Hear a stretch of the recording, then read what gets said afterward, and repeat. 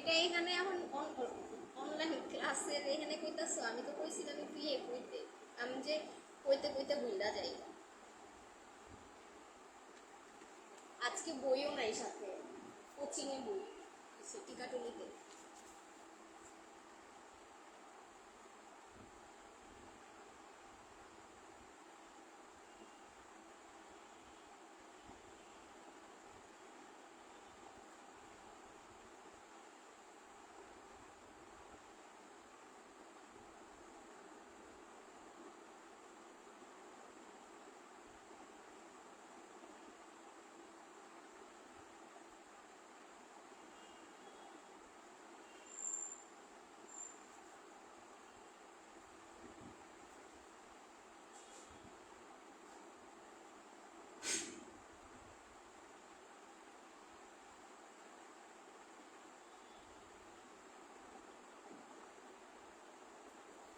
আরে কি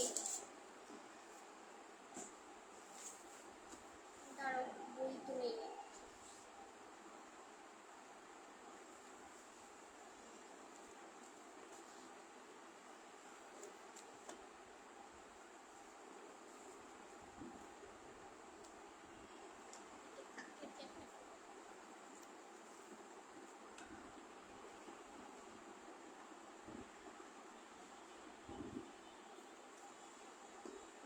চারখানা স্টুডেন্ট।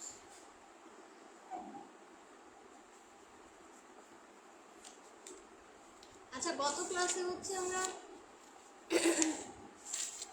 পুরা কি জানি পড়লাম, রূপান্তর পড়ছি, দর্শন কৌশল টৌশল সব পড়ছি, রেচনতন্ত্র পড়ছি, রক্ত সংবহন তন্ত্র তো মনে হয় পড়াইছি না, একদম প্রথম ক্লাসেই তো মনে রক্ত সংবহন তন্ত্র পড়াইছি না। আচ্ছা, আজকে আসো এই যে পরিপাক তন্ত্র, ঠিক আছে, পরিপাক তন্ত্র আর শ্বসন তন্ত্র আজকে পড়াবো, ঠিক আছে না? ওই নিয়ম। আচ্ছা, প্রথমেই পরিপাক তন্ত্র যদি বলি, ঠিক আছে, পরিপাক তন্ত্রের ক্ষেত্রে মেনলি কিন্তু আর আজকের ক্লাস শেষ হইলে আরো 2টা ক্লাস লাগবে, ঠিক আছে, আর 2টা ক্লাস হইলে ঘাসপুরিং শেষ হয়ে যাবে, আবার অনেক সুন্দর করে রিভিশন হয়ে গেল ইনশাল্লাহ। যে কোনো পরীক্ষাই হোক, ঘাসপুরিং থেকে যাই আসুক তুমি পারবা অ্যান্সার করতে। ঠিক আছে, তো আমরা পৌষ্টিকতন্ত্র মেনলি বলি, ঘাসপুরিংয়ের পৌষ্টিকতন্ত্র কও, মানুষের পৌষ্টিকতন্ত্র কও, সবই আমরা জানি এটা 2টা অংশ নিয়ে গঠিত থাকে, একটা পৌষ্টিক নালী, একটা হচ্ছে পৌষ্টিক গ্রন্থি, ডাইজেস্টিভ ক্যানেল, আরেকটা আমরা বলি ডাইজেস্টিভ গ্ল্যান্ড। ঠিক আছে, তো প্রথমে আসো পৌষ্টিক নালী যদি বলি, আমরা ওই যে মালপিজিয়ান নালিকা পড়ানোর সময় গত ক্লাসে বলছিলাম যে পুরা পৌষ্টিক নালীকে আসলে বর্ণনার সুবিধার্থে তোমার পড়া যাতেই না হয়ে যায়, এ কারণে এটাকে 3টা অংশে ভাগ করা হয়, তুমি যাতে অংশগুলা সিরিয়ালি মনে রাখতে পারো, এ কারণে এটাকে হচ্ছে 3টা অংশে আমরা ভাগ করি, স্টোনোডিয়াম, মেসেন্টেরন আর হচ্ছে প্রোক্টোডিয়াম। বাংলায় বললে তো আমরা বলি অগ্রপৌষ্টিক নালী, মধ্যপৌষ্টিক নালী, পশ্চাৎপৌষ্টিক নালী। তাহলে আবার বলি, কি বলছি, পৌষ্টিকতন্ত্র হচ্ছে ঘাসফড়িংয়ের 2টি অংশ নিয়ে গঠিত, পৌষ্টিক নালী আর পৌষ্টিক গ্রন্থি, ডাইজেস্টিভ ক্যানেল আর ডাইজেস্টিভ গ্ল্যান্ড। ডাইজেস্টিভ ক্যানেলটা অবশ্যই সম্পূর্ণ একদম মুখছিদ্র থেকে বায়ুছিদ্র পর্যন্ত থাকে, এবং বর্ণনার সুবিধার্থে এই যে লেখাই আছে এটা 3টা অংশে ভাগ করা হয়েছে। প্রথমে পৌষ্টিক নালী দিয়ে পড়া শুরু করব, আর ডাইজেস্টিভ না বলে কিন্তু এটার এলিমেন্টারি ট্র্যাকও বলে, মানে এলিমেন্টারি ক্যানেল বা এলিমেন্টারি গ্ল্যান্ড এটাও বলে, ঠিক আছে।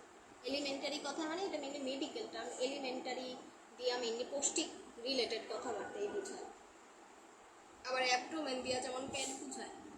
আচ্ছা, তাহলে প্রথমে আসো স্টোনোডিয়াম, অগ্রপৌষ্টিক নালী, এখান থেকে ওই যে 2টা অবজেক্টিভ, ঠিক আছে, আমি একটু ফাস্ট বলবো, দাগাই নিও।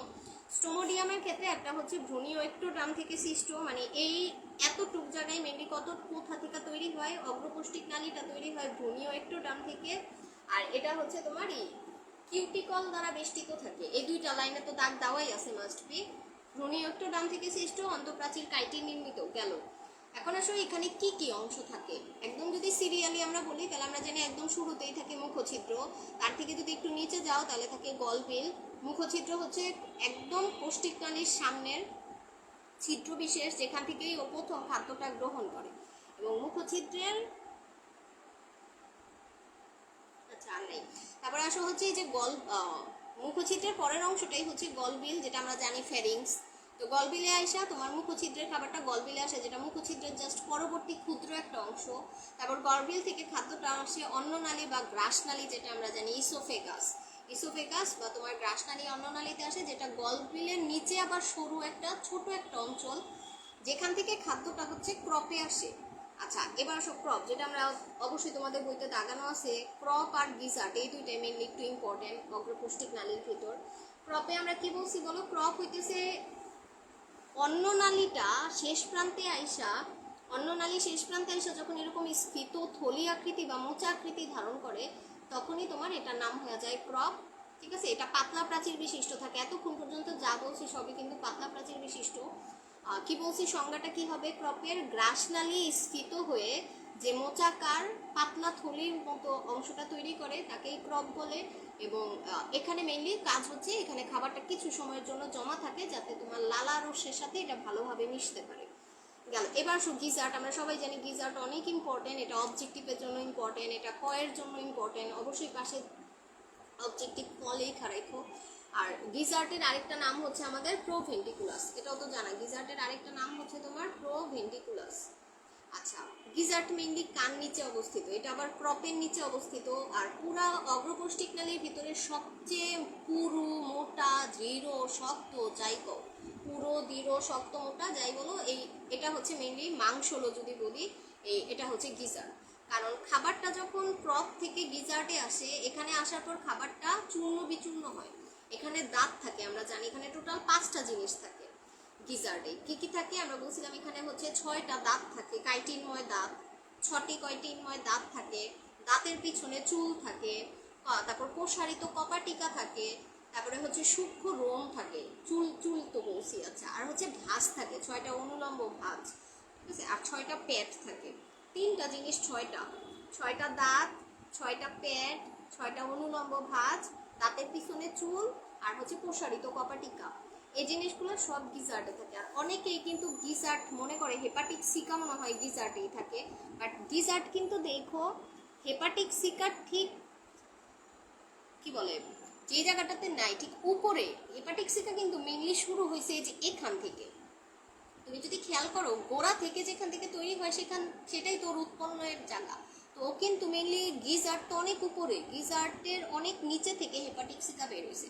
তার মানে হেপাটিক সিকা তো মেইনলি অংশ এটা মেসেন্টেরনের মধ্যপৌষ্টিক নালী। হেপাটিক সিকা তো অগ্রপৌষ্টিক নালী না। তো হেপাটিক সিকার ফাঁকে ফাঁকে হচ্ছে যে অংশটা উপরের দিকে দেখা যায় ওইটা হচ্ছে গিজার্ট। ঠিক আছে, আর গিজারটা দেখতে কিন্তু ত্রিকোণাকার দেখাই যাইতেছে, কিন্তু দেখো ত্রিকোণাকার, এটা ভালো ছবি আলিম স্যারের বইতে ছিল। আর মেবি নেক্সট সাল আজমল স্যারও দিছে কিনা আমি জানি না, নতুন বইতে হয়তো আসেও আজমলের। তো এত কিছু দরকার নাই, আলিম স্যারের বইতে গিজার্ট নিয়ে অনেক কিছু লেখা আছে। ঠিক আছে, পড়তে গেলে মাথা ধরে যায়, এত কিছু কোনো দরকার নাই। জাস্ট আমরা কি বললাম, গিজার্ট জিনিসটা কি? ক্রপের নিচে অবস্থিত তোমার ত্রিকোণাকার দেখতে পুরু মোটা মাংসল অংশটাকে কি বলা হয়? গিজার্ট। এখানে 6টি দাঁত থাকে, কাইটিনময় দাঁত। এই দাঁতটা দিয়ে ও খাবারটাকে চূর্ণ বিচূর্ণ করা পুরো পেস্টে পরিণত করে দেয়। তারপর দাঁতের পিছনে চুল থাকে, কারণ খাবারে যদি কোনো জীবাণু থাকে তখন এই চুলগুলা খাবারটাকে, জীবাণুগুলাকে ছাঁকনির মতো পরিষ্কার করে দেয়, তাহলে ওটা ছাঁকনির মতো কাজ করতেছে। প্রসারিত কপাটিকা থাকে বলছো, এই কপাটিকা থাকার কারণে খাবার যদি মেসেন্টেরনে যায় ওই খাবারটার পিছনের দিকে আর ফিরে আসে না।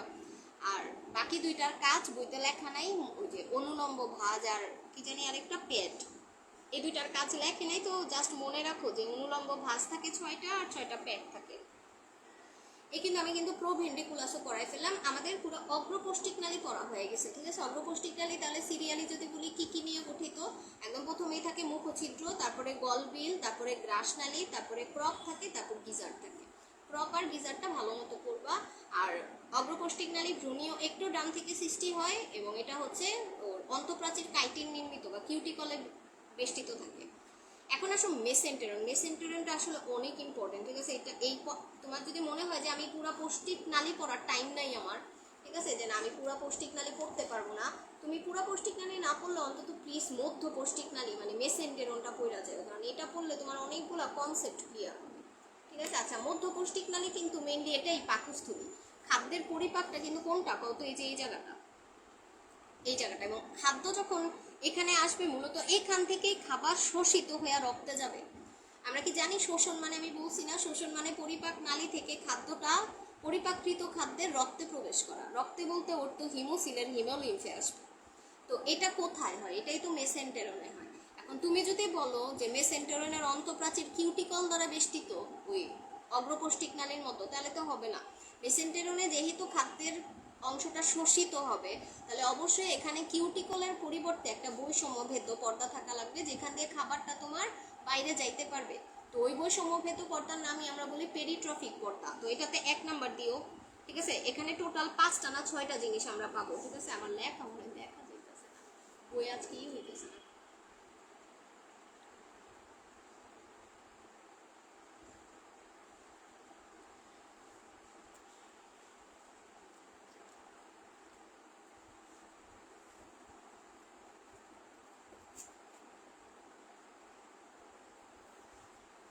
আচ্ছা, 1 নাম্বার পয়েন্টে দিবা হচ্ছে, আর এটা কোথা থেকে শুরু হবে বলো? গিজার্টের পর থেকে শুরু হবে। গিজার্টের পর থেকে শুরু করে তোমার ওই যে ইলিয়ামের আগ পর্যন্ত যে অংশটা, ইলিয়ামের আগ পর্যন্ত পুরাটাই যেটা পাতলা প্রাচীর বিশিষ্ট থাকে, ওইটাই তোমার মেসেন্টেরন। এটাই দেখবা লেখা আছে পাকস্থলী এটাই। এবং এটা হচ্ছে ভ্রূণীয় এন্ডোডার্ম থেকে সৃষ্টি হয়। এটা আবার ভ্রূণীয় একটোডার্ম না, এটা ভ্রূণীয় এন্ডোডার্ম থেকে সৃষ্টি হয়। এবং এখানে কিউটিকলের পরিবর্তে অন্তঃপ্রাচীরটা পেরিট্রফিক নামক একটা বৈষম্যভেদ্য বা অর্থভেদ্য পর্দা দ্বারা বেষ্টিত থাকে। গেল এটা 1 নাম্বার। তারপর আসো ওদের দুই মুখে দুইটা ইনস্ফিংটার থাকে, আমরা জানি ইনস্ফিংটার মানে কি পেশি বলয়, এগুলো তো বুঝানোর কিছু নাই। একটা থাকবে অগ্র আর মধ্য কোষ্ঠিক নালীর সংযোগস্থলে একটা পেশি বলয় থাকবে, যাতে খাবারটা আস্তে আস্তে মধ্যতে আসে। আবার অপরিপাকৃত অংশ তোমার মধ্য কোষ্ঠিক নালী থেকে যখন তুমি পশ্চাৎ কোষ্ঠিক নালীতে আনবা, তখন এই দুইজনের সংযোগস্থলে একটা ইনস্ফিংটার থাকে। তো ইনস্ফিংটারটা তুমি দেখতেছো মধ্য আর অগ্র, আবার মধ্য আর পশ্চাৎ, তার মাঝখানে আছে। এই কারণে ইনস্ফিংটারের কথা আসলেও কিন্তু এটা মেসেন্টেরনেই বলবা। তো এটা 2 নাম্বার পয়েন্ট দিয়ে ওটা দেখবা পরের পেজে লেখা আছে। তো আর ইনস্ফিংটার কি? ইনস্ফিংটার পেশি বলে, ঠিক আছে। এটা ইস্যু আমরা পাইছিলাম পাকস্থলী পড়ার সময়, মানে পরিপাক চ্যাপ্টার পড়ার সময়, ওখানেও কিন্তু ইনস্ফিংটারের কথা আসছিল অনেকবার। পাকস্থলীতে আসছিল, আর ক্ষুদ্রান্ত থেকে বের হওয়ার সময় একটা ইলিওকোলিক ইনস্ফিংটার ছিল। ইলিয়াম আর ক্ষুদ্রান্তের ওই যে ক্ষুদ্রান্তের ইলিয়াম আর হচ্ছে তোমার বৃহদান্তের ওই যে সিকামের কোলন, যে ওই দুইটার মাঝখানে একটা ইনস্ফিংটার ছিল, ইলিওকোলিক ইনস্ফিংটার বা পেশি বলে। আর ইসে ছিল হচ্ছে তোমার পাকস্থলীতে ছিল হলো একটা কার্ডিয়াক ইনস্ফিংটার, আর একটা ছিল পাইলোরিক ইনস্ফিংটার। কার্ডিয়াকের অংশ পাইলোরিক, ওখানে এগুলো ছিল। আর এখানেও তাহলে পাইলা, এটা 2 দাও। তারপর আসলে যে হেপাটিক সিকা, হেপাটিক সিকা আমরা কি বলছি? অগ্র আর মধ্য কোষ্ঠিক নালী, যে এই দুইটার সংযোগ স্থলে 6 জোড়া মোচাকৃতির বা ত্রিকোণাকার যাই বলো এই যে অঙ্গটা দেখা যায়, এটাই হেপাটিক সিকা। কিন্তু এই হেপাটিক সিকা কিন্তু মেইনলি মেসেন্টেরনে, খেয়াল রাখো। হেপাটিক সিকার কিছু কোষ ক্ষরণকারী কোষ হিসেবে কাজ করে, এবং ওরা নাকি এনজাইম ক্ষরণ করতে পারে, ঠিক আছে। তো আমরা কিন্তু জানি যারা ক্ষরণকারী গুণ সম্পন্ন তারাই কিন্তু মেইনলি গ্রন্থি, ঠিক না? ক্ষরণকারী গুণ সম্পন্ন যারা কিছু নিঃসরণ করে, এবং ও তো এনজাইম নিঃসরণ করতেছে, তার মানে এরা কিন্তু বহিঃক্ষরা গ্রন্থি হবে, ঠিক আছে। মানে আমি যদি বলি তাহলে বলো তো ঘাসফড়িং এর একটা পৌষ্টিক গ্রন্থির নাম কি? আমি বলতে পারি না হেপাটিক সিকা, কারণ তারা বলছে যে হেপাটিক সিকার কিছু কোষ ক্ষরণকারী গুণ সম্পন্ন। হেপাটিক সিকার কিছু কোষ থেকে, বা হেপাটিক সিকার পুরাটাই, কিছু কোষ না পুরাটাই লেখা, তারাও দেখি থাকে অন্তঃপ্রাচীর অবস্থায় ক্ষরণকারী কোষ, মানে এখানে লিখছে হেপাটিক সিকার অন্তঃপ্রাচীরে ক্ষরণকারী কোষ থাকে, তার মানে পুরাটাই। হেপাটিক সিকার অন্তঃপ্রাচীরে যদি ক্ষরণকারী কোষ থাকে, তার মানে এখান থেকে পাচক রস বা এনজাইম ক্ষরণ হয়, তার মানে হেপাটিক সিকা কিন্তু একটা পৌষ্টিক গ্রন্থি। তাহলে তুমি হেপাটিক সিকার সংজ্ঞা পড়বা, হেপাটিক সিকার কাজ পড়বা। হেপাটিক সিকার সংজ্ঞা কি? ওই জায়গায় নিয়ে বইতে তো আছেই তোমাদের, মেসেন্টেরন আর স্টোমোডিয়াম, বা তোমার অগ্র ও মধ্য কোষ্ঠিক নালীর সংযোগস্থলে 6 জোড়া ফাঁপা মোচাকৃতির থলি দেখা যায়, এদেরকেই হেপাটিক সিকা বা গ্যাস্ট্রিক সিকা বলে। প্রত্যেকটা জোড়ার একটা সামনের দিকে থাকে, আরেকটা কি তোমার পিছনের দিকে থাকে, এটা দেখাই যাইতেছে, একটা সামনে আর একটা পিছনের দিকে থাকে। এবং এখানে কাজটা লিখে নাই, কাজ আমরা কি বললাম, এই যে এখানে কাজ লেখা আছে। হেপাটিক সিকার অন্তঃপ্রাচীরে যে ক্ষরণকারী কোষ থাকে, এখান থেকে পাচক রস বা এনজাইম ক্ষরণ করে এটা পরিপাকে সাহায্য করে। তার মানে হেপাটিক সিকা কিন্তু একটা পুষ্টিক গ্রন্থি, একটা পুষ্টিক গ্রন্থি, কিন্তু এখানেই পইরা ফেললাম, ঠিক আছে। গেল, এটা কি 3 নাম্বার দিছো? মেসেন্টেরনের 1 নাম্বার পয়েন্ট হবে হচ্ছে পেরিট্রফিক পর্দা, 2 হবে স্ফিংটার বা পেশি বলয়, 3 নাম্বার পয়েন্ট হবে গ্যাস্ট্রিক সিকা বা হেপাটিক সিকা। 4 নাম্বার পয়েন্টটা অনেক ইম্পর্টেন্ট। 4 নাম্বার পয়েন্টে তোমাকে যদি বলে মেসেন্টেরনের অন্তঃপ্রাচীরের যে কোষটা থাকে, সেই কোষটা কি দ্বারা গঠিত? অন্তঃপ্রাচীরের কোষ হচ্ছে স্তম্ভাকার এন্ডোডার্মাল। এপিথেলিয়াম বা এপিডার্মাল কেন বলে নাই? কারণ এটা তো অন্তঃপ্রাচীরের, এটা তো বহিঃপ্রাচীরের না। তো এই কারণে তুমি কিন্তু মানে তুমি কলামনার এপিডার্মাল বলবা তাহলে হবে না। ভিতরে অন্তঃপ্রাচীরের কোষগুলো হচ্ছে স্তম্ভাকার, মানে কলামনার, আমরা তো এগুলো এখন জানি ঠিক না, স্তম্ভাকার বা কলামনার এন্ডোডার্মাল দ্বারা গঠিত। এবং দেখবে এখানে লেখা আছে কিছু এন্ডোডার্মাল কোষ, এই যে স্তম্ভাকার এন্ডোডার্মাল কোষ ভাঁজ হয়ে অসংখ্য ভিলাই গঠন করে। মানে তুমি যদি ভিলাই না গঠন করো তাহলে খাদ্যের শোষণ কেমনে হবে, ঠিক না? মেসেন্টেরন থেকেই তো তুমি খাদ্যটাকে শোষিত করে রক্তে নিয়ে যাবে। আর আমরা তো জানি খাদ্যের শোষণ সেখানেই হয় যার অন্তঃপ্রাচীরে ভিলাই থাকে, যেটা আমাদের ক্ষেত্রেও ক্ষুদ্রান্তে ছিল।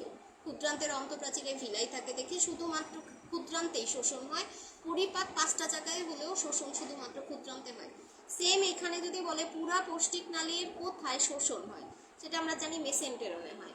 কিভাবে হয়? মেসেন্টেরনের অন্তঃপ্রাচীরে যে এন্ডোডার্মাল কলামনার এন্ডোডার্মাল কোষগুলো থাকে ওরা তোমার কিছুটা ভাঁজ হয়ে ভিলাই গঠন করে এবং যেটাই পরবর্তীতে শোষণে সাহায্য করে।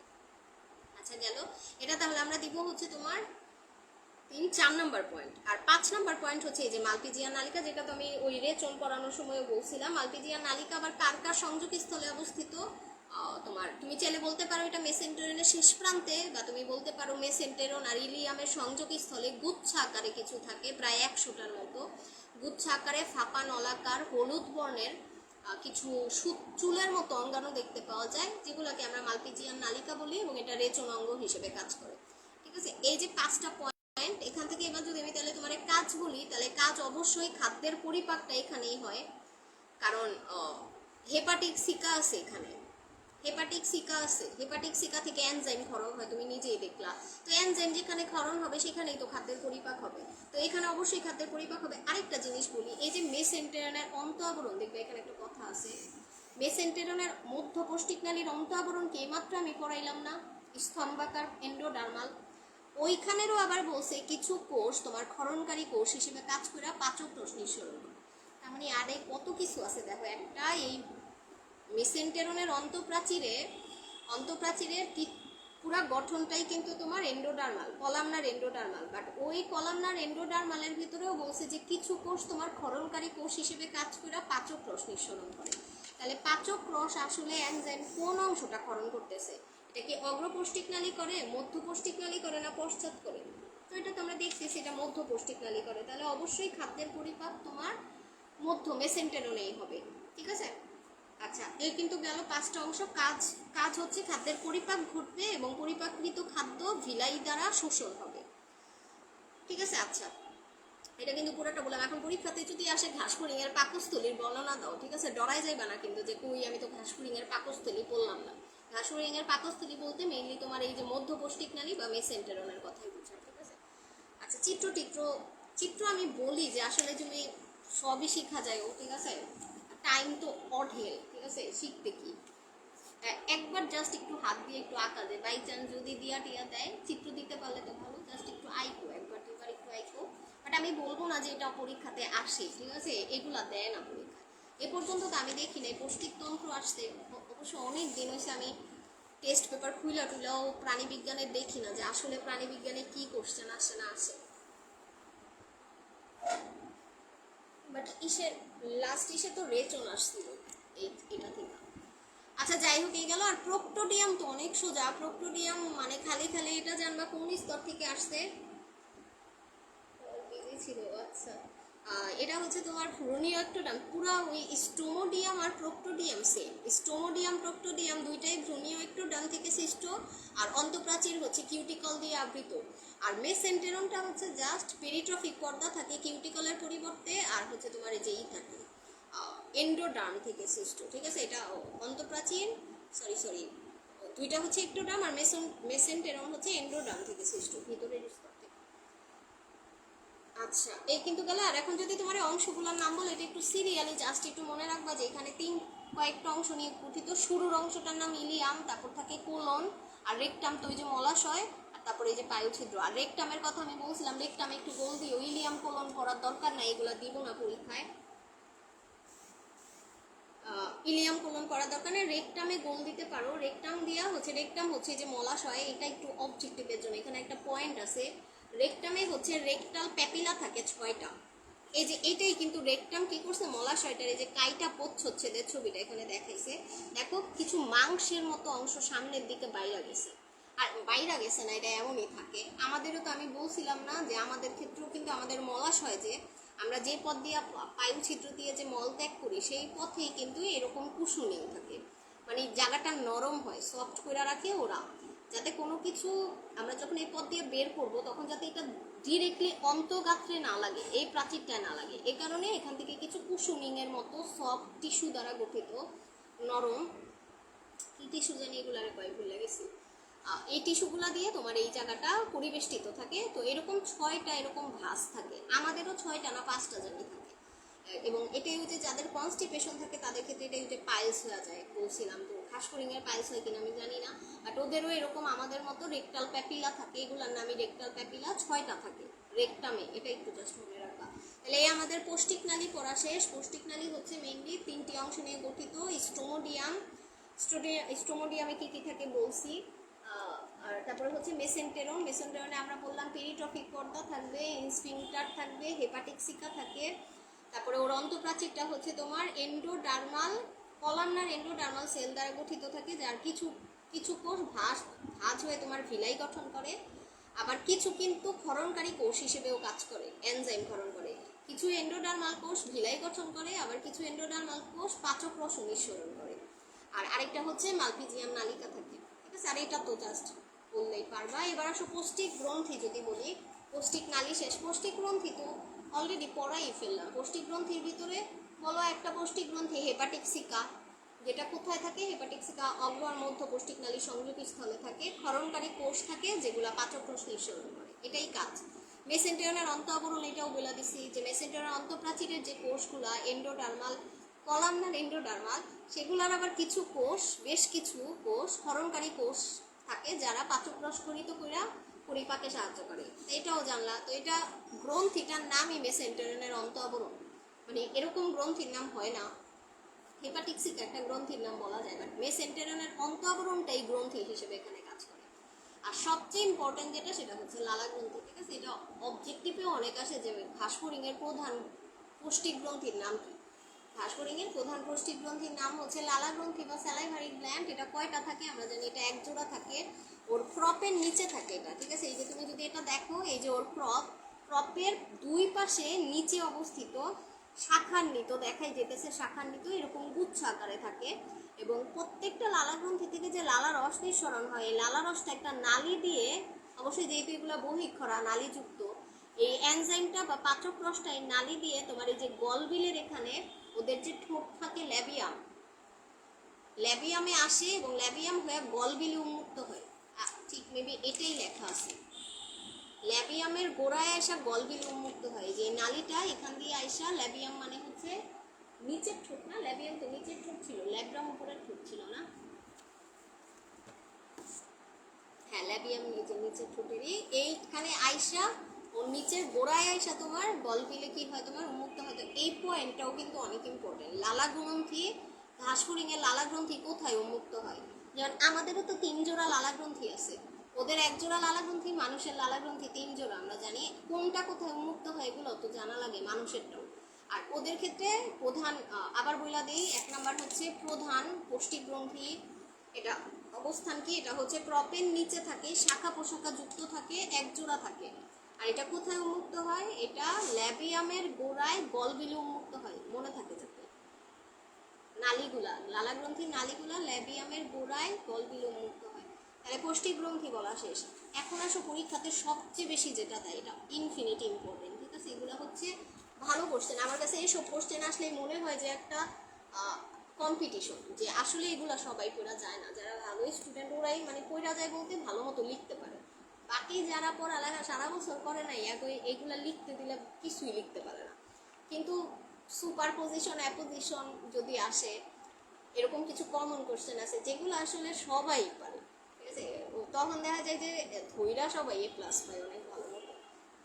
বাট কঠিন কোশ্চেন করলেই কিন্তু ভালো।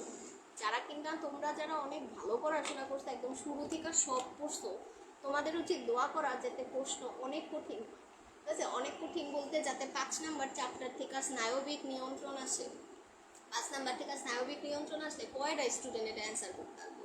ঘাসফড়িং থেকে যাতে তোমার আসে, কি আসে, প্রজনন তন্ত্র আসে, ঠিক আছে। প্রজনন তন্ত্র তো আমি নিজেই পড়াইনি, ঠিক আছে, ওটা তো আমি একটু পড়াবো এবার, ঠিক আছে। প্রজনন তন্ত্র আসে বা রূপান্তর আসে, ঠিক আছে, এই যে পরিপাক প্রক্রিয়া আসে, তা সেটা বলি। এটা এখন আমি অনেক সুন্দর করে বলবো, একদম এখন শুইনা শুইনা মুখস্থ করে ফেলবা। আর আমি কোচিং এটা মুখস্থ করায় পড়া ধরছি, মানে সাথে সাথে 2 মিনিটে পড়াই পড়া ধরছি, সবাই বলতে পারছে, এত সোজা লাগে। এখানে প্রথমে তারা একটা ছোট, এগুলো তো আর লিখবো না, এরা বলছে যে ঘাস ফড়িং তো তৃণভোজী বা শাকাহারী, ওরা তো মেনলি ঘাস লতা পাতা খেয়ে বেঁচে থাকে। তো ওদের খাদ্যে কিন্তু তোমার আমিষ, শর্করা, চর্বি তিনটাই থাকে। তো অনেকে প্রশ্ন করে যে ঘাস লতা পাতা খাইতেছে তেন কেন আমিষের কথা আসছে। তো আমিষ মানে যে সবসময় মাছ মাংস ডিম দুধ হইব এমন না। খাদ্যের ভিতরে যদি নাইট্রোজেন তুমি পাও, ওই খাদ্যের ভিতরে যদি নাইট্রোজেন থাকে তাহলেই তো ওইটা আমিষ, ঠিক না? কারণ আমরা জানি একমাত্র খাদ্য উপাদান আমিষ হচ্ছে তোমার যে নাইট্রোজেনের সাপ্লাই দেয়। শর্করাও তোমার কার্বন, হাইড্রোজেন, অক্সিজেন দ্বারা গঠিত, চর্বিও কিন্তু কার্বন, হাইড্রোজেন, অক্সিজেন দ্বারা গঠিত। তো যে কোনো উদ্ভিদ খাওয়ার সময় যদি একটা ও দেখে যে ও প্রতি যাই ঘাস লতা পাতা খাইতেছে ওইখানে নাইট্রোজেন আছে, তাহলে অবশ্যই সেটা প্রোটিন জাতীয় খাবারই হয়ে যাবে। তো এ কারণেই বলছে যে ওর খাদ্য ঘাস লতা পাতা হইলেও ওর খাদ্যের ভিতরে শর্করা, আমিষ, চর্বি সবই থাকে। আর আমরা জানি শর্করা অতিরিক্ত খাইলে ওটা চর্বিতে রূপান্তর হয়। তো এটা গেল প্রথম কথা। এটা কিন্তু খেয়াল রাখো, ওদের খাদ্য মানে কিন্তু প্রধানত খালি শর্করাই না, শর্করা, আমিষ, চর্বি সমস্ত উপাদানই ওদের খাদ্যে থাকে। আর এখান থেকে যে ক্ষয়ের একটা কোশ্চেন আসে, এটাও তো আমি বলছি যে ঘাসফড়িং এর মুখ ও উপাঙ্গকে কেন চর্বণ উপযোগী বা ম্যান্ডিবুলেট উপাঙ্গ বলা হয়? ঘাসফড়িং এর মুখ উপাঙ্গকে কেন চর্বণ উপযোগী বা ম্যান্ডিবুলেট মুখ উপাঙ্গ বলা হয়? কেন বলা হয়? কারণ ওই যে ও খাই তো ঘাস লতা পাতা, তো ওদের মুখ উপাঙ্গ অনেক বেশি সুগঠিত। আমরা জানি ওদের দুইটা ল্যাব্রাম ল্যাবিয়াম থাকে, ওদের ম্যাক্সিলা ম্যান্ডিবল থাকে, যেটা দিয়ে ওরা খাবারে চিবায়া একদম পুরো পেস্ট করে ফেলে। এবং এ কারণেই তো ওদের মুখ উপাঙ্গগুলো যেহেতু চর্বণের জন্যই উপযোগী, এ কারণে এটাকে বলা হয় ম্যান্ডিবুলেট মুখ উপাঙ্গ। নিজের মতো করে অ্যান্সার লেখা দিবা, হয় অ্যান্সার তো পারবাই। বাট পরিপাক প্রক্রিয়াটা শুরু করবা এই যে এখান থেকে, ঘাস ফড়িং প্রথমে এই যে এখান থেকে। তো তোমাদের ম্যাক্সিলারি পাল্প আর ল্যাবিয়াল পাল্পের ছবি মনে আছে না? এই যে এই ছবিটাতে তুমি যদি দেখো, এই যে এটা ছিল ম্যাক্সিলারি পাল্প আর এটা ছিল ল্যাবিয়াল পাল্প, এবং ওদের গায়ে দেখবা সূক্ষ্ম সূক্ষ্ম রোম আঁকা। আমরা বলছিলাম না সংবেদী অঙ্গ হিসেবে কে কাজ করে? যার গায়ে রোম থাকবে ওইটা। এই যে ম্যাক্সিলারি পাল্প, ল্যাবিয়াল, দেখবা লেখা আছে তোমাদের বইতে, অবশ্যই লেখা আছে সংবেদী অঙ্গ হিসেবে কে কাজ করে। ল্যাবিয়াল পাল্প এই যে, আর হচ্ছে এই যে ম্যাক্সিলারি পাল্প, এই দুইজন, কারণ ওদের গায়ে রোম আছে। ওরা কি করে, আমি কিন্তু প্রক্রিয়া বলা শুরু করতেছি। এই প্রক্রিয়ার শুরুতেই প্রথমে ঘাসফড়িং ম্যাক্সিলারি পাল্প আর ল্যাবিয়াল পাল্প দিয়ে হচ্ছে খাদ্য নির্বাচন করে, কারণ ওই যে রোম আছে আর এটা একটু বর্ধিত অংশ, ও খাবারটা বাছাই করে রোম দিয়া। খাবার যখন বাছাই হয়ে যায় তখন ওর এই ম্যাক্সিলারি আর ল্যাবিয়াল পাল্প দিয়ে খাবারটা মুখের কাছে আনতে হয়। তো তখন যখন ও খাবারটা মুখের কাছে আনার পর ওর যে উপরের ঠোঁট আর নিচের ঠোঁট, ল্যাব্রাম ল্যাবিয়াম, আর হচ্ছে অগ্রপথ, ওদের তো 3 জোড়া পা থাকে, সামনের পা আমরা বলি অগ্রপথ, ওই অগ্রপথ, ল্যাব্রাম আর ল্যাবিয়াম, এই 3টা দিয়েও খাবারটারে আটকায় আটকায় মুখে ধরে আর মুখে নিয়ে আসে। আর তারপর ম্যাক্সিলার ম্যান্ডিবল দিয়েও খাবারটারে চিবানো শুরু করে। এই যে প্রক্রিয়া কি কি 3টা কথা বলছি, এই প্রক্রিয়ার শুরুতেই প্রথমে ম্যাক্সিলারি ল্যাবিয়াল পাল্পের মাধ্যমে ও খাবার নির্বাচন করে, অগ্রপথ, ল্যাব্রাম ল্যাবিয়াম দিয়ে ও খাদ্যটাকে ধরে আটকায়, আর কি জানি ম্যাক্সিলার ম্যান্ডিবল দিয়েও খাদ্যবস্তুকে ছোট ছোট টুকরায় পরিণত করে। এত কিছু যখন মুখের ভিতরে হইতে থাকে তখন অবশ্যই মুখ গহ্বরে, তুমি ওই যে কইছিলা গলবিলে লালা গ্রন্থি থাকে, মানে লালা গ্রন্থি, লালা রসটা তো গলবিলে উন্মুক্ত হয়। তো তখন লালা গ্রন্থি উদ্দীপিত হয় এবং লালা গ্রন্থি থেকে লালা রস নিঃসরণ শুরু হয়। এবং লালা গ্রন্থির লালা রসে তোমার শর্করা পরিপাককারী 3টা এনজাইম থাকে। মুখ গহ্বরে মেনলি ওর কোনো, মানে অগ্রপৌষ্টিক নালীতে ওর কোনো প্রোটিন বা চর্বি পরিপাককারী এনজাইম থাকে না। লালা রসে খালি শর্করা পরিপাককারী এনজাইম থাকে 3টা। কি কি দেখবা লেখা আছে? সেলুলেজ, কাইটিনেজ আর হচ্ছে ইনভার্টেজ মনে হয়, না অ্যামাইলেজ, সেলুলেজ আর কাইটিনেজ, এগুলা কিন্তু উল্টাপাল্টা লেখা যায় না, ঠিক আছে, যা আছে তাই। সেলুলেজ, অ্যামাইলেজ, কাইটিনেজ, এই 3টা এনজাইমের উপস্থিতিতে তোমার অগ্রপৌষ্টিক নালীতে খাবারটা ওই যে একটু শর্করাটা আর্দ্র বিশ্লেষিত হয়। পরবর্তীতে খাবারটা গলবিল থেকে অন্য নালীতে আসে, অন্য নালী থেকে ক্রপে আসে, ক্রপে আসা খাবারটা মনে করো কিছু সময় জমা থাকে, তারপর সেখান থেকে গিজার্টে যায়। গিজার্টে যাওয়ার পর গিজার্টের যে ওই যে দাঁত, গিজার্টের কাইটিনময় দাঁত, ওই কাইটিনময় দাঁত দিয়ে খাবার আরও হয়ে পেস্টে পরিণত হয়। এবং ওই পেস্টে পরিণত হওয়ার পর এবার খাবারটা, এবং ওই যে তোমার সূক্ষ্ম রোম থাকে যেটা দিয়ে তোমার খাবার ছাঁকনি পরিশ্রুত হয়, এবং পরিশ্রুত হয়ে এবার খাবারটা মেসেন্টেরনে যায়। মেসেন্টেরনে যাওয়ার সময় কিন্তু ওই যে কপাটিকা থাকে যেটা খাবারটা আর পিছে আসতে দেয়। এখন যখন মেসেন্টেরনে আসলো, বলো এবার তোমার এনজাইম ক্ষরণ করা লাগবে না, কারণ তোমার তখন পরিপাক করা লাগবে। তো মেসেন্টেরন যখনই আসবে তখন তুমি প্রথমেই বলবা ওই যে মেসেন্টেরনের অন্তঃপ্রাচীর আর এই যে হেপাটিক সিকা, এই দুজন তো মেনলি মেসেন্টেরনেই থাকে। তো মেসেন্টেরনের অন্তঃপ্রাচীর আর হেপাটিক সিকার ওই যে ক্ষরণকারী কোষ থেকে বিভিন্ন এনজাইমের ক্ষরণ শুরু হয়, ঠিক আছে, যেটা খাবারটাকে শোষণ উপযোগী বানায় দিবে। শোষণ উপযোগী মানে পরিপাক হয়ে খাবারটা রক্তে মেশার উপযোগী হবে। তো কি কি এনজাইম আছে, ওরা কি কি এনজাইম ক্ষরণ করে দেখো লেখা আছে। আর এই জায়গাটার এই লাইনটাই কিন্তু পোলাপান লিখতে পারে, মেনলি মেসেন্টেরনে প্রবেশ করে এই পর্যন্ত অনেকে সুন্দর করে লেখে যে মেসেন্টেরনে আসলো, বাট তারপরেই প্যাচ খাওয়া ফেলে, কিন্তু প্যাচ কিন্তু খাইতেছে না। দেখো মেসেন্টেরনের অন্তঃগাত্র ক্ষরণকারী যে কোষ আর হেপাটিক সিকার ক্ষরণ, এইটা দিয়া মেনলি ওটা শ্বসন তল রূপে কাজ করে। এবং কি কি এনজাইম থাকে এখানে না, এটা একটু আলাদা আলাদা করে লিখবা। প্রোটিন পরিপাকের জন্য থাকে ট্রিপটেস, এটা কিন্তু এইবার নতুন বই যে আসমল স্যারের আসছে সেই বইতে কিন্তু খালি ট্রিপটেস না, বাইরে কত যে প্রোটিন পরিপাকের এনজাইমের নাম দিছে, শর্করার আলাদা, লিপিডের আলাদা, আলাদা আলাদা করে লিখছে। আর পরিপাক হয়ে গেছে এত বড়, পুরো আলিম স্যার এটা দুইটা লেখা দিছে। তো আলহামদুলিল্লাহ যে তোমাদের বইতে ঢুকিয়ে আছে, আমার পড়াইতেও শান্তি লাগে। ওই বইগুলো পড়াইতে গেলে মাথা ধরে যায়, মানে ইচ্ছা করে না। এত ইনফরমেশন একটা স্টুডেন্ট নিজের মাথায় বা কেমনে রাখবে, এটাই তো অনেক। এখন আবার আলাদা করে প্রোটিনে দেয় এতগুলা, শর্করার যাই না কেমনে মনে রাখবো পোলাপান। তো এখানে তুমি জাস্ট লিখবা প্রোটিন পরিপাকের জন্য থাকে ট্রিপটেস, শর্করার জন্য তিনটা আছে, এটার আবার নাম দেখলে বোঝা যায়, মলটেজ, অ্যামাইলেজ আর ইনভার্টেজ, এই তিনটাই কিন্তু তোমার ইসের শর্করার। আর এই অ্যামাইলেজটা কিন্তু এখানেও ছিল, মুখেও ছিল, ওই যে অগ্রপৌষ্টিক নালীতে। তো মলটেজ, অ্যামাইলেজ, ইনভার্টেজ হচ্ছে শর্করার জন্য, চর্বির জন্য হচ্ছে লাইপেজ। এই এনজাইমগুলো তার মানে আমাদের মধ্যপৌষ্টিক নালীতে 3 ধরনের খাদ্যেরই পরিপাক হয়, এবং এই প্রভৃতি এনজাইমের উপস্থিতিতে এবার খাদ্য ওই যে সরল তরল দ্রবণে পরিণত হয়, এবং তারপর ওই পরিপাকৃত খাদ্য মেসেন্টেরনের যে কোষীয় প্রাচীর মানে ওই যে পেরিট্রফিক পর্দা, মেসেন্টেরনের যে কোষীয় প্রাচীর বা পেরিট্রফিক পর্দা, ওই পর্দার মাধ্যমে পরিশোধিত মানে শোষণ যেটা, সেটা হয়ে হিমোসিলে প্রবেশ করে সারা দেহে ছড়ায় যায়। আর কিছু অংশ তো কখনোই তোমার রক্তে যাইবো না, এটা জানা কথা। কিছু আঁশযুক্ত রাফেজযুক্ত অংশ থাইকা যায়, যেটা কখনোই তোমার হিমোসিলে যাবে না। ওই অংশটা পশ্চাৎপৌষ্টিক নালীতে যায়, যেটা ইলিয়াম কোলন রেকটাম হয়ে বায়ুছিদ্র দিয়ে মল আকারে বের হয়ে যায়, বাইরে নির্গত হয়ে যায়, ঠিক আছে। তো বাপরে ও কথা বললাম, গলা ধরে গেছে।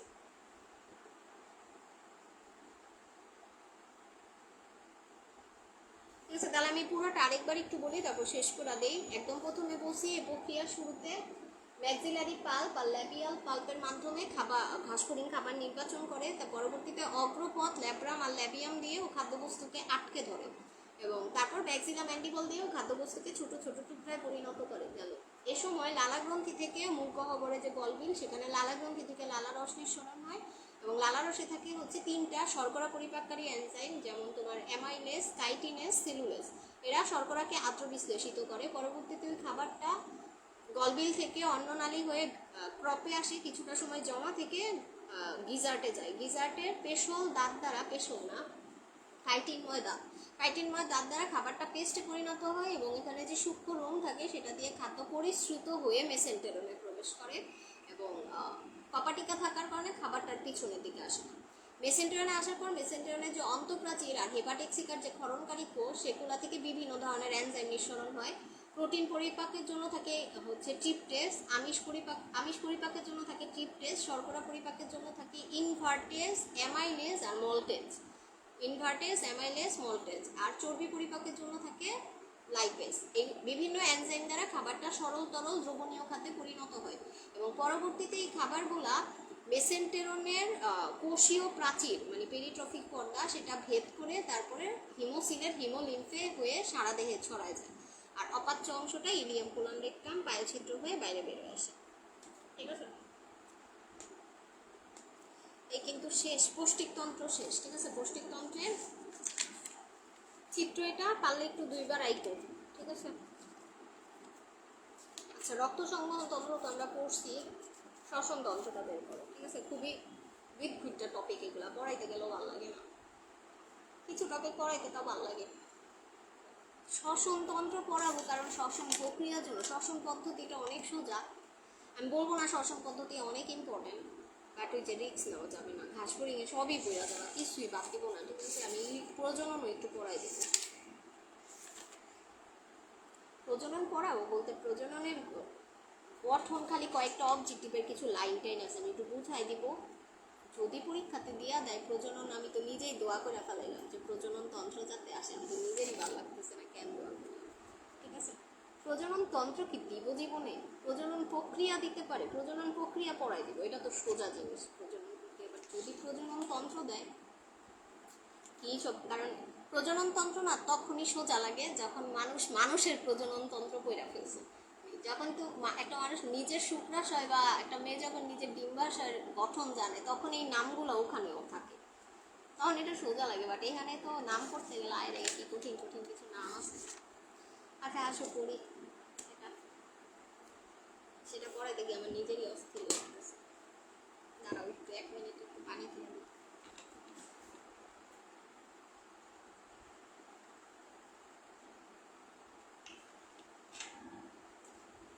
শ্বসন তন্ত্রটা পড়াইতাম না, বলতাম নিজেরা পড়ে না, বাট এখানে এত ছোট ছোট কিছু কোশ্চেন আছে যেগুলো পরীক্ষাতে দেয়। আচ্ছা, ঘাস ফড়িংয়ের শ্বসনতন্ত্র আমরা মেনলি বলি, ওদের শ্বসনতন্ত্র হচ্ছে এত সুগঠিত, দেখো লেখাই আছে এদের শ্বসনতন্ত্র বেশ উন্নত, এত উন্নত যে ওদের রক্তের উপরেও কিন্তু অক্সিজেন পরিবহনের জন্য ওদের রক্তের উপরও নির্ভর করা লাগে না। আমরা তো ওদের ছবি আমি যখন আর্থপোডা করাইছি তখন আমি দেখেছিলাম যে এই যে শ্বাসনালী ট্রাকিয়া, ওদের ট্রাকিয়া জালিকাকারে শাখান্বিত হয়ে সারা শরীরে ছড়ানো থাকে, একদম পুরো দেহের প্রত্যেক অংশ পর্যন্ত যাইতে পারে। তো এই কারণে ওদের আসলে রক্তের উপরেও ডিপেন্ডেন্ট হওয়া লাগে না, এই শ্বাসনালী দিয়েই আসলে অক্সিজেন বায়ুমণ্ডল থেকে গ্রহণ করে একদম দেহকোষ পর্যন্ত নিয়ে যেতে পারে। আবার দেহকোষে যে কার্বন ডাইঅক্সাইডটা তৈরি হয় সেটা এই শ্বাসনালী দিয়েই ও আবার বাইরে বের করে দিতে পারে। ঠিক আছে, তো এই যে শ্বসন তন্ত্র, যেটাকে আমরা বলি মেনলি ঘাস ফড়িংয়ের ক্ষেত্রে ট্রাকিয়াল তন্ত্র, কারণ কি আমাদের প্রধান শ্বসন অঙ্গ যেটা ফুসফুস, ওদের ক্ষেত্রে হচ্ছে প্রধান শ্বসন অঙ্গ ট্রাকিয়া। তো ট্রাকিয়া তো আর একা এই কাজটা করে না, ট্রাকিয়া থাকে, ট্রাকিয়ার সাথে আরো কয়েকটা অংশ থাকে যারা মিলিত হয়ে পুরো শ্বসন কার্যটা সম্পাদন করে। তো এই কারণে এই পুরো জিনিসটাকে একসাথে বলা হয় ট্রাকিয়াল তন্ত্র। ঠিক আছে, তো প্রথমে একটু সংজ্ঞাটা একটু দাগায় নাও বা পইরা নাও, মুখস্থ করো। ট্রাকিয়াল তন্ত্রের সংজ্ঞা দেখবে যে প্রথমেই দেওয়া আছে, প্রথমে আগে যে এই লাইনটাতে একটু দাগ দিও। ট্রাকিয়া হচ্ছে, ট্রাকিয়া নামক এক ধরনের শুষ্ক পেতেছি, ট্রাকিয়া নামক এক ধরনের সূক্ষ্ম শ্বাসনালী শাখা প্রশাখার মাধ্যমে পরিবেশ থেকে গৃহীত অক্সিজেন সরাসরি দেহকোষে নেওয়া যায়, আবার দেহকোষে উৎপন্ন কার্বন ডাইঅক্সাইড একই পথে বাইরে নির্গত করে। এটা জাস্ট একটু অবজেক্টিভের জন্য জানলাম। আর সংজ্ঞাটা যে এখান থেকে হবে, শ্বসন সম্পাদন, শ্বসন সম্পাদনের জন্য ট্রাকিয়া এবং এর শাখা প্রশাখাগুলো পরস্পরের সাথে মিলিত হয়ে ঘাস ফড়িং যে বিশেষ ধরনের শ্বসন তন্ত্র সৃষ্টি করে তাকে ট্রাকিয়াল তন্ত্র বলে। এটা দাগ নাই কেন, কি তোমাদের এটা পড়াই নেই এর আগে? এটা কলেই খো সামনে। ঠিক আছে, ট্রাকিয়াল তন্ত্র কাকে বলে, যে এই ক খ পড়ানোর লেগেই কিন্তু এটা পড়াইতেছি, নাহলে পড়াইতাম না। ঠিক আছে, পরীক্ষাতে ক খতে আবার এগুলা দেয়, বিরক্তিকর জিনিস।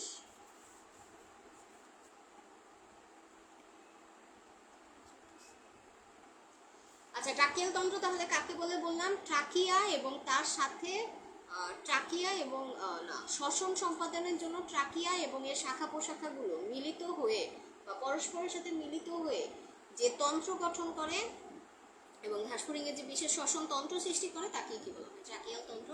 এমন পরীক্ষাতে তোমাকে এটাও বলতে পারে যে ট্রাকিয়াল তন্ত্রের গঠন বৈশিষ্ট্য লেখো বা ট্রাকিয়াল তন্ত্রের বর্ণনা দাও, বা বলতে পারে ঘাস ফড়িংয়ের শ্বসনের গঠন বৈশিষ্ট্য লিখো। তো শ্বসনের গঠন বৈশিষ্ট্য ট্রাকিয়াল তন্ত্রের গঠন বলো, এটাই যে পরে শুরু হয়েছে। মেনলি ট্রাকিয়াল তন্ত্র হচ্ছে 4টা অংশ নিয়ে গঠিত। একটা হচ্ছে শ্বাসরন্ধ্র বা স্পাইরাকোল, একটা হচ্ছে শ্বাসনালী বা ট্রাকিয়া, তারপর দেখবা আছে ট্রাকিওল, তারপর আছে বায়ুথলি। ঠিক আছে, পোলাপানি একটু লেখো তো, আমি কি এই টপিকটা আগে পড়াই নাই? একটু লেখো, এই টপিকটা কি আগে পড়াইছি না পড়াই নাই? আমার তো মনে হয় দাগ নাই তোমাদের বই, এটা পড়াই নেই। তো আসো তাহলে শুরু করি ট্রাকিয়াল তন্ত্রের গঠন, ঠিক আছে? 4টা পয়েন্ট, যার ভিতরে যে শ্বাসরন্ধ্র বা স্পাইরাকুল এটা খুবই ইম্পর্টেন্ট কয়ের জন্য। অনেক আসে, তুমি যদি টেস্ট পেপার খুলো তাহলে দেখবা অনেকবার আসছে স্পাইরাকুল কি, স্পাইরাকুল কি, শ্বাসরন্ধ্র বলে না, স্পাইরাকুল কি। কারণ দেখো ও যে বাতাসটা ভিতরে প্রবেশ করাবে ওর তো ওই ট্রাকিয়াতে ছিদ্র থাকা লাগবে, যে এগুলা হইতেছে ছোট ছোট ছিদ্র। দেখবা এই যে ট্রাকিয়া যে উন্মুক্ত হয়েছে প্রথমে একটা ছিদ্র দিয়ে তোমার ভিতরে প্রবেশ করছে। তো পুরা ট্রাকিয়াল তন্ত্রের ভিতরে উন্মুক্ত ছিদ্রগুলাই হইতেছে তোমার শ্বাসরন্ধ্র বা স্পাইরাকুল, যেটা টোটাল 10 জোড়া থাকে। অনেক ইম্পর্টেন্ট অবজেক্টিভ। শ্বাসরন্ধ্র বা স্পাইরাকুল কয়টা থাকে? মোট 10 জোড়া থাকে, যার ভিতরে 2 জোড়া থাকে বক্ষ গহ্বরে, বাকি 8 জোড়া থাকে উদর গহ্বরে, ঠিক আছে? এবং এগুলো তো